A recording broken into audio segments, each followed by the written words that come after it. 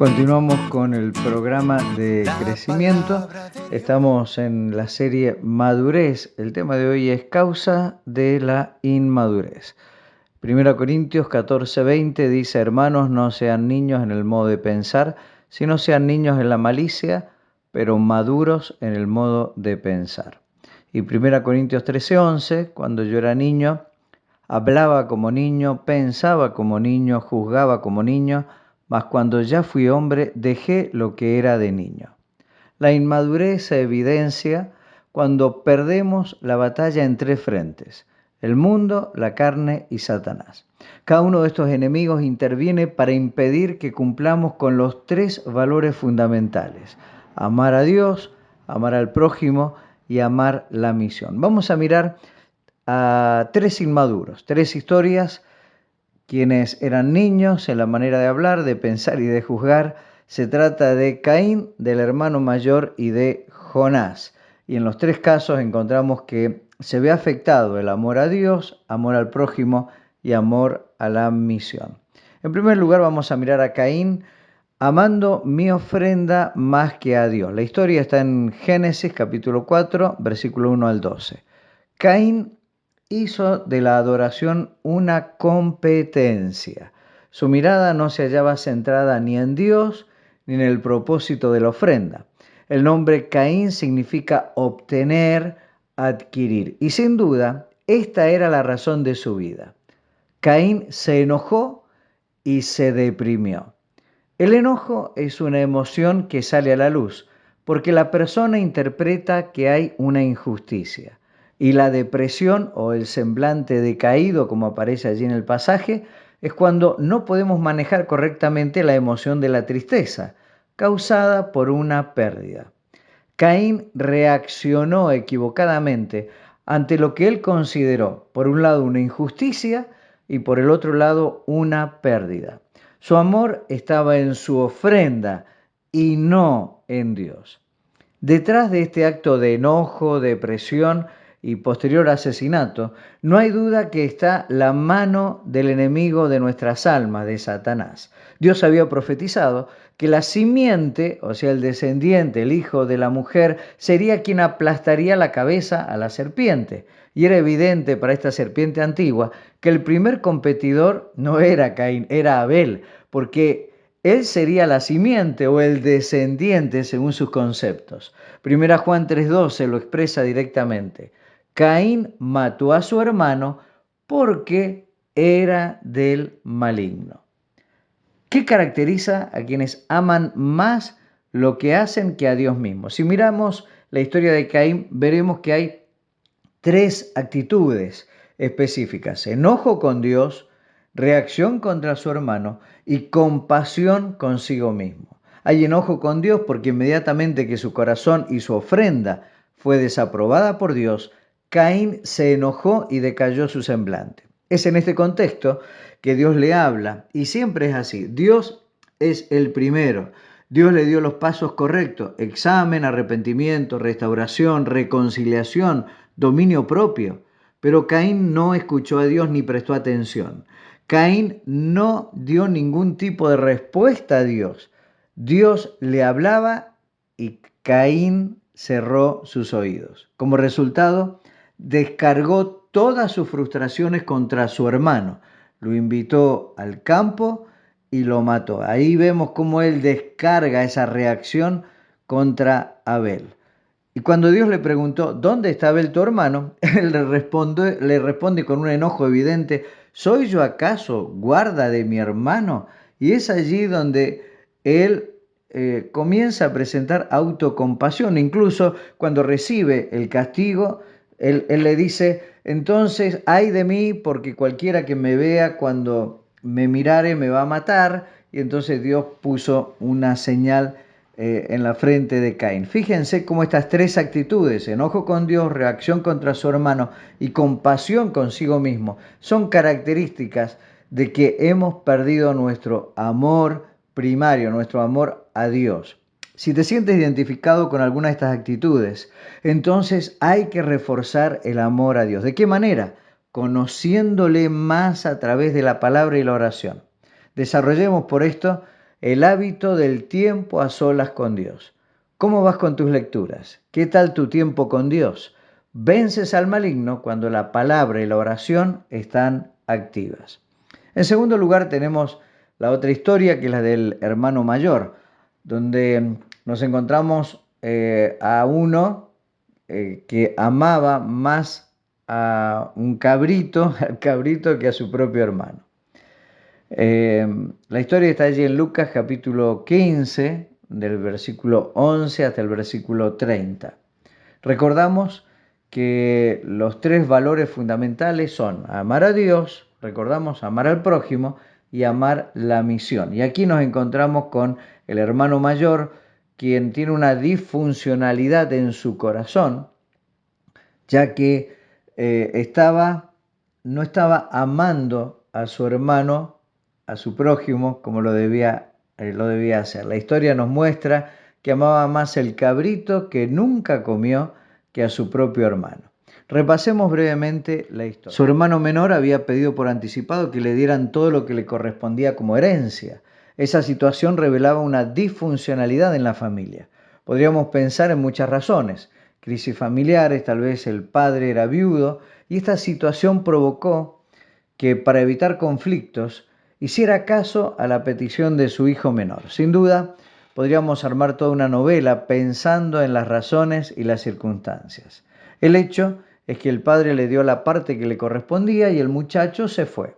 Y estando en una ciudad apartada, desperdició todo en fiestas, sexo libre y adicciones. Y sumado a esto, llegó un gran hambre, una crisis económica social, y terminó cuidando chanchos.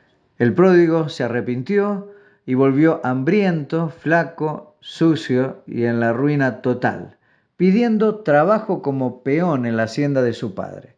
Su orgullo se había consumido y ya no estaba reclamando, ahora estaba pidiendo trabajo, estaba dispuesto a servir por un plato de comida.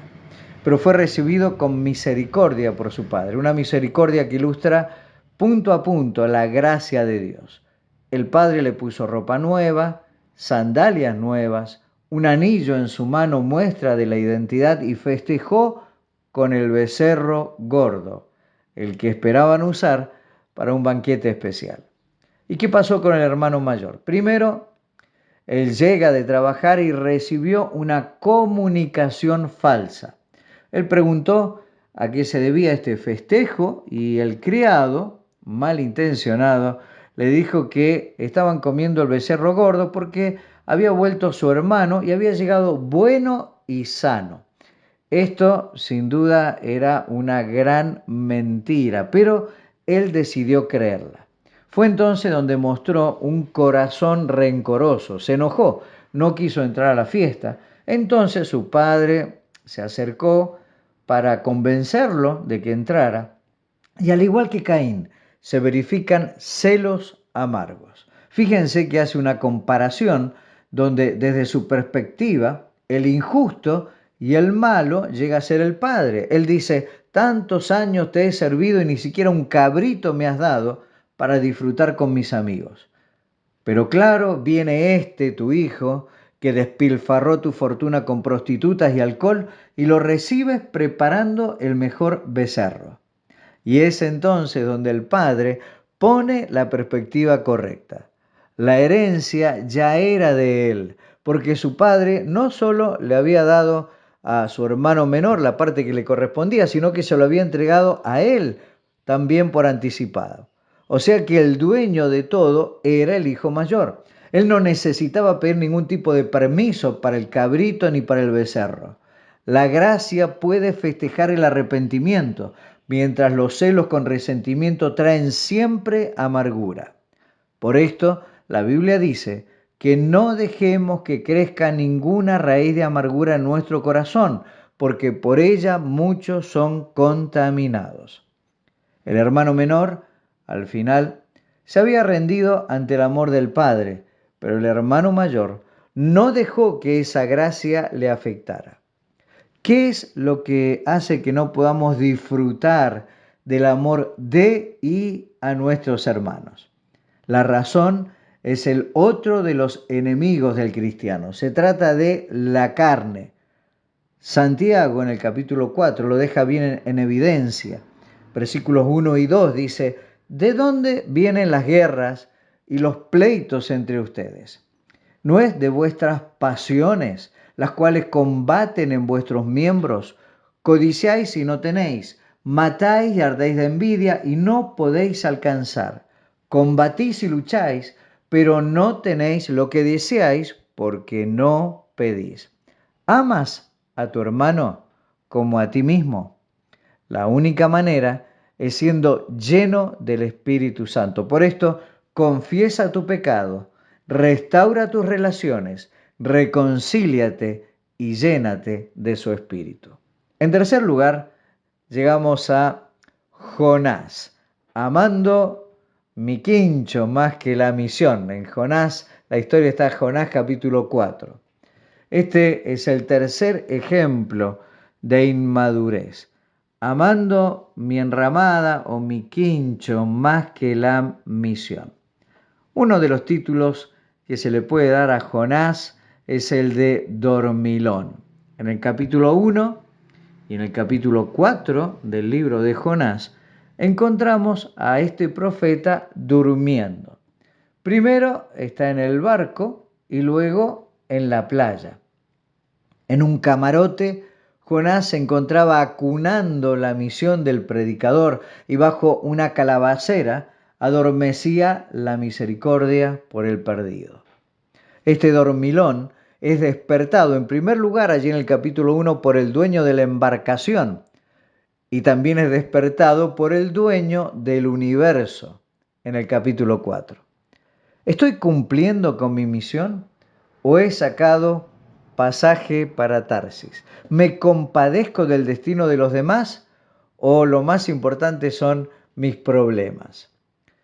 Cuando lees bien Jonás capítulo 4, ves que el profeta estaba enojado porque Dios no había destruido a Nínive. A ver, veamos. Humanamente, su enojo era lógico, al menos por dos razones. Uno, su pueblo, y número dos, su prestigio. El hecho de que Nínive, capital de los enemigos asirios, fuera perdonado era un daño político para su pueblo. Pero había una razón mayor, y esta razón era personal, porque Jonás era profeta, y en este caso estaba en juego su prestigio como profeta, porque él había anunciado que Nínive sería destruido, y al no ocurrir, quedaría como un falso profeta. Si lees Deuteronomio, capítulo 18, versos 20 al 22, encontrarás la descripción de lo que es un falso profeta. Por esto, Dios decidió darle una lección e hizo crecer una calabacera durante la noche. Podemos decir un quincho milagroso. Jonás se puso contento y a la noche se acostó feliz porque pensó que había convencido a Dios de que debía destruir a este pueblo.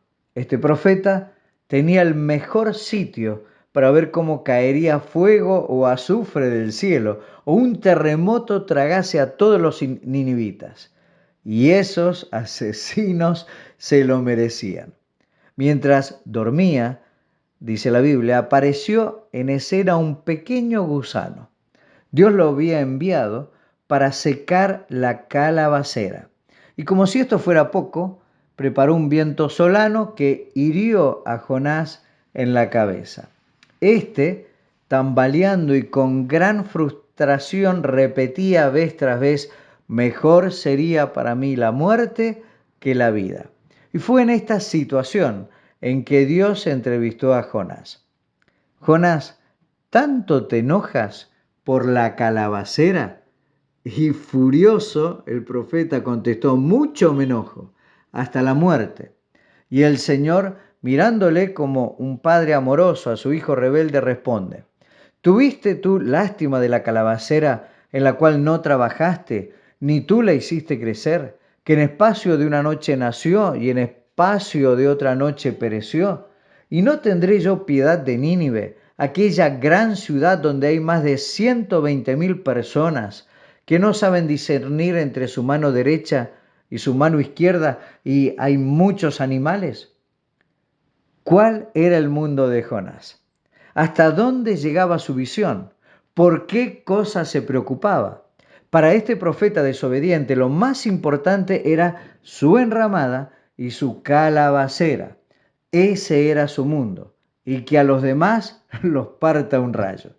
Dios le dio a Jonás una lección e hizo de un gusano y una calabacera una parábola para su vida.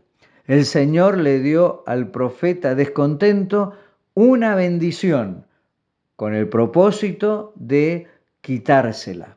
El propósito que tenía la calabacera no era la aprobación de Dios, sino una demostración de su soberanía en dar para quitar. Job en tal situación habría dicho: el Señor dio, el Señor quitó, sea el nombre del Señor bendito. Pero Jonás gruñó: mucho me enojo hasta la muerte.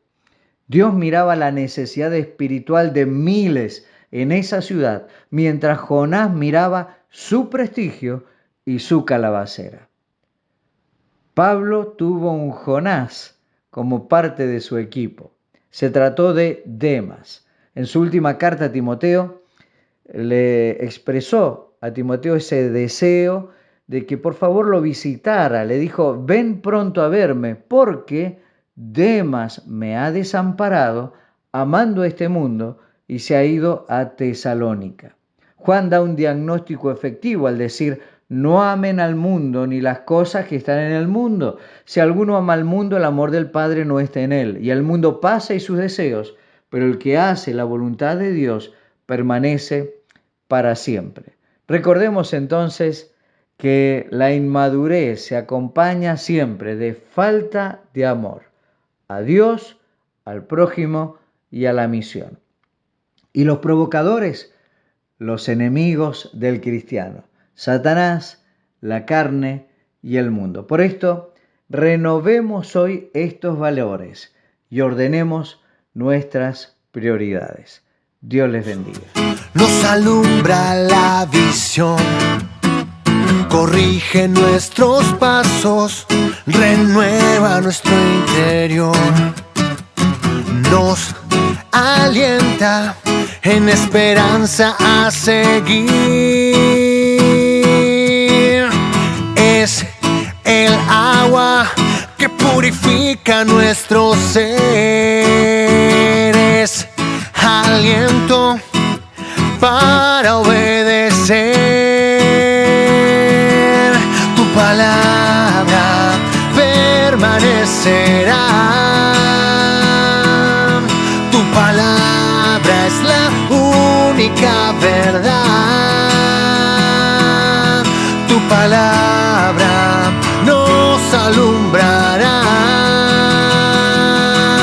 Tu palabra, Señor, me hace vivir. Tu palabra, Señor, transforma mi ser.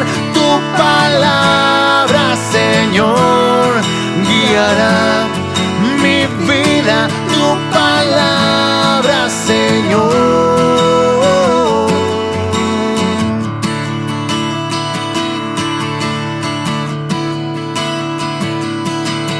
Tu palabra, Señor, me hace vivir. Tu palabra, Señor, transforma mi ser. Tu palabra, Señor, guiará mi vida. Tu palabra, Señor.